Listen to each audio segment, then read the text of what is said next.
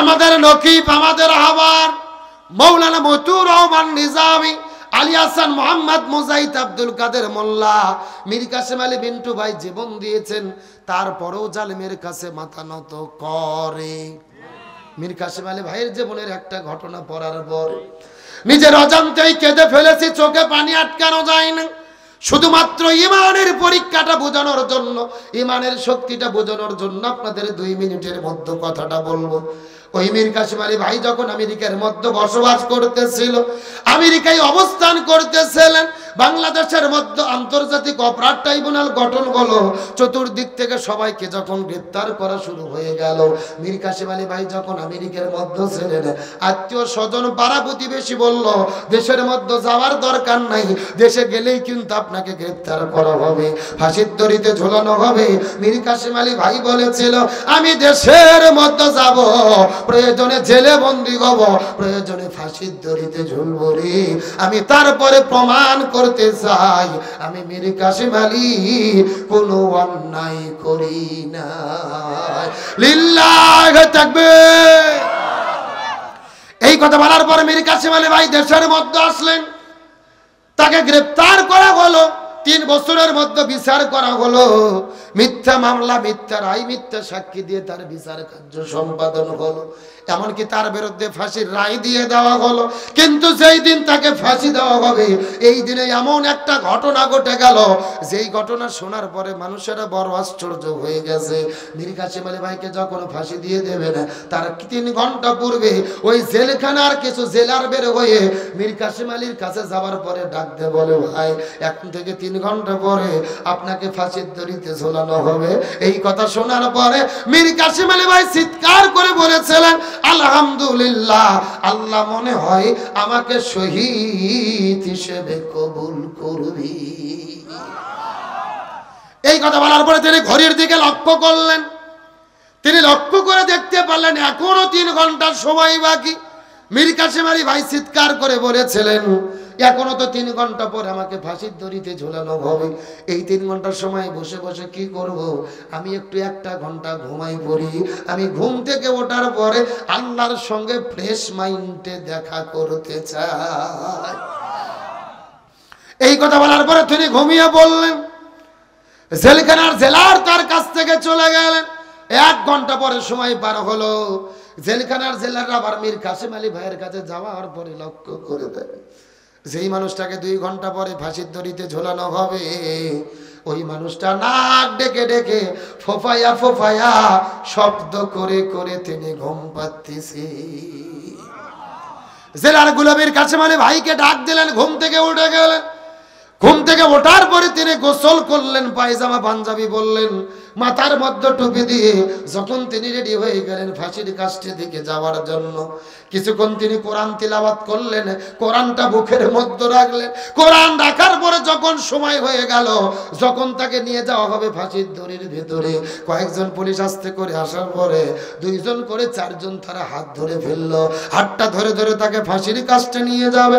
মীর কাসেম আলী ভাই চিৎকার করে বললেন তোমরা খবরদার খবরদার, আমরা হাত ধরতে পারবো না, আমার হাত ধরার কোনো দরকার নাই, আমি নিজে নিজেই হেঁটে হেঁটে ফাঁসির কাস্টে যেতে চাই। প্রশাসনের ভাইরা বললেন না, কখনোই সম্ভব নয়, সরকার আমাদেরকে চাকুরি দিয়েছে, আমাদের দায়িত্ব হলো আপনাকে ধরে ধরে ফাঁসির কাস্টে নিয়ে যেতে হবে। মীর কাসেম আলী ভাই কথাটা শোনার পরে হাতের মধ্য থেকে একটা কাগজ বের করলেন। কাগজ বের করার পর বললেন এ প্রশাসনের লোকেরা, এই যে কাগজ আমাকে যেদিন ফাঁসি রায় শোনানো হয়েছিল ওই দিনে কারা কর্তৃপক্ষ আমাকে একটা চিঠি দিয়ে ওই কাগজের মধ্যে লিখে দিয়েছিল আপনাকে ফাঁসির দড়িতে ঝোলানো হবে, আপনার মৃত্যুর আগে জীবনের যদি শেষ কোনো চাওয়া থাকে ওই চাওয়াটা পূর্ণ করা হবে, আপনি কাগজের মধ্যে লিখে কারা কর্তৃপক্ষের কাছে দেবেন। এই কথা বলার পরে মীর কাসেম আলী ভাই ওই কাগজটা লিখে ওই পুলিশদের হাতে দিয়ে বললেন তোমরা যাও ওই কারাগারের প্রধানদেরকে বলে দাও আমার জীবনের শেষ চাওয়া হলো আমি নিজে নিজেই হেঁটে হেঁটে ফাঁসির কাস্টে যেতে চাই। এই কথা বলার পরে চিঠিটা নিয়ে যাওয়া হলো। কারা কর্তৃপক্ষ চিঠি দেখলেন, চিঠিটা মঞ্জুর হয়ে গেল। ওই সিটিটা আনার পরে মীর কাসেম আলী ভাইকে ছেড়ে দিলেন। নিজে নিজেই তিনি হেঁটে হেঁটে ফাঁসির দড়ির দিকে দেখে যখন যাওয়া শুরু করলো, পেছন দিক থেকে একটা পুলিশ টান দিয়ে ডাক দিয়ে বলে, ও মীর কাসেম আলী ভাই, আপনার কাছে একটা প্রশ্ন করব, বলুন তো, জীবনে কতদিন হলে চাকরি করতেছি, কত মানুষকে ফাঁসির কাষ্ঠের দিকে নিয়ে চলে গেলাম, কেউ তো নিজে নিজে ফাঁসির কাষ্ঠে যেতে চায় না, জোর করে ধরে ধরে টেনে টেনে টেনে টেনে ওই ফাঁসির কাষ্ঠের দিকে নিয়ে যাওয়া হয়, অথচ আপনি কেন নিজে নিজেই ফাঁসির কাষ্ঠের দিকে হেঁটে যা? মীর কাসেম আলী ভাই বলেছিল, এ পৃথিবীর মানুষেরা, তোমরা তো দেখতে পারো না, তোমরা লক্ষ্য করে দেখতেছো ওই জায়গার মধ্যে ফাঁসির দড়ি, আর আমি লক্ষ্য করে দেখতে পারতেছি ওটা ফাঁসির দড়ি নয়, বরং আল্লাহর পক্ষ থেকে জান্নাতি ফেরেশতারা আমার জন্য জান্নাতের মালা নিয়ে দাঁড়িয়ে আছে। লিল্লাহি তাকবীর।